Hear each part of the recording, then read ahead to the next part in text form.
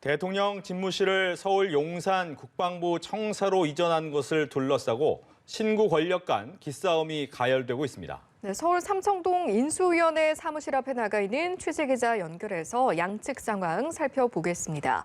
장보경 기자.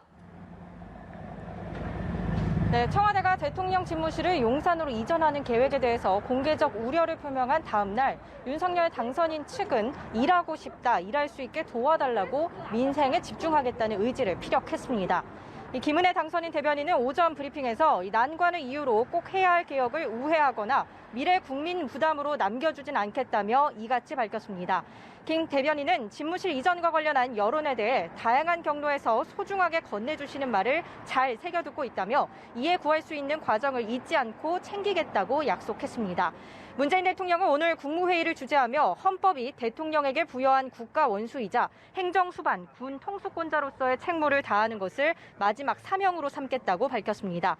국정에 작은 공백도 있을 수 없다고 안보 대비태세의 중요성을 강조하며 정부 출범 전 청와대 이전 작업을 완료하는 것에 대한 부정적 인식을 드러낸 것으로 해석됩니다. 양측 모두 집무실 이전 문제와 관련한 공개 발언의 수위를 조절하면서 만남에는 언제든 응할 수 있다고 열어놓는 상황입니다. 일각에선 문 대통령의 임기 내 주요 직책의 인사권 행사와 관련한 문제가 이번 갈등의 핵심이라는 의견도 나오는데요. 청와대 측은 회동이 열린다면 그 자리에서 자연스레 인사 문제가 논의되고 얼마든지 협의의 여지가 있지 않겠느냐는 뜻을 내비쳤는데 윤 당선인 측은 인사와 관련해 그 어떤 분의 추천도 하지 않고 있다는 입장을 유지했습니다. 윤 당선인은 오늘 인수위원회 간사단 회의를 주재했습니다. 이 자리에서 방역 체계를 과학적 기반을 가지고 준비해야 한다는 점과 소상공인 손실보상 방안에 대한 구체적 프로그램을 만들어줄 것을 주문했습니다. 또 북한군의 최근 방사포 발사에 대해 명확한 9.19 합의 위반이라며 안보 상황을 빈틈없이 잘 챙겨달라고 당부했습니다. 네, 여야 반응은 어떻습니까? 네, 수위 조절을 하는 신구 행정부와 달리 여야는 날선 반응을 주고받았습니다. 민주당 윤호중 비대위원장은 집무실 이사가 민생보다 더 중요한지 묻지 않을 수 없다고 말했는데요.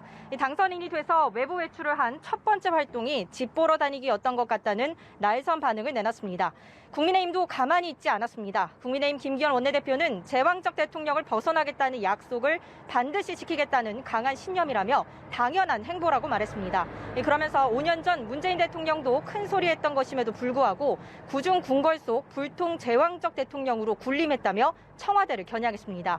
여야의 공방은 국회 국방위에서의 긴급 현안보고 자리로 옮겨갔습니다. 이 자리에서 국방부는 집무실 이전 계획이 발표되기 엿새 전인 지난 14일 최초로 집무실 용산 이전을 전제로 한 계획 수립을 요청받았다고 밝혔습니다. 또 서욱 국방부 장관은 너무 빠른 시간 내에 검토 없이 배치 조정되는 것에 대한 우려가 많다는 입장을 취했고 북한 방사포가 9.19 군사합의 파기냐는 질문에도 아니다라고 답했습니다. 한편 국방부는 오늘 종일 인수위 외교안보 분과의 업무 보고도 진행합니다. 지금까지 삼청동 인수위원회 사무실 앞에서 전해드렸습니다.